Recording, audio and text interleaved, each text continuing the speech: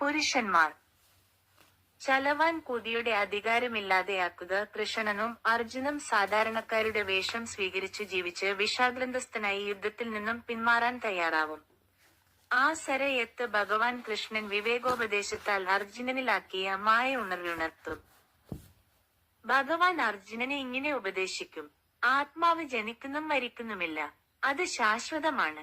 ശരീരത്തിന്റെ മരണത്തോടെ കൊല്ലപ്പെടുന്നില്ല.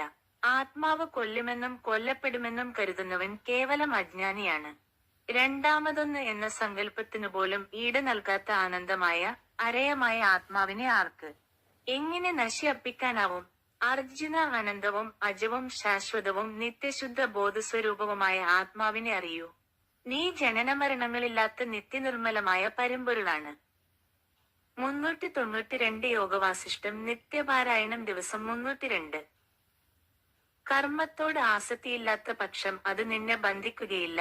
392. അപി കുൽസിതമപി നിതപിധർമ്മമേക്രമം ശ്രേഷ്ഠം തേ സ്വം യഥാ കർമ്മ തദേഹാര്യതവാൻഭവ. 6:53/14. ഭഗവാൻ അർജുനനോടുള്ള ഉപദേശം ഇങ്ങനെ തുടരും: അർജുന, നീയല്ല കൊല്ലുന്നത്. ഈ വ്യഥാഹങ്കാരത്തെ ദൂരെ കളഞ്ഞാലും ജനനമരണ ജരാനരകളില്ലാത്ത ആത്മാവാണ് നീ. അഹങ്കാരമില്ലാത്ത, ബുദ്ധി യാതൊന്നുമായും സംഘത്തിലേർപ്പെട്ടിട്ടേ ഇല്ലാത്ത ഒരുവൻ കൊല്ലുന്നില്ല. അവനാൽ ഈ ലോകം മുഴുവനും നശിക്ക. 415. 1.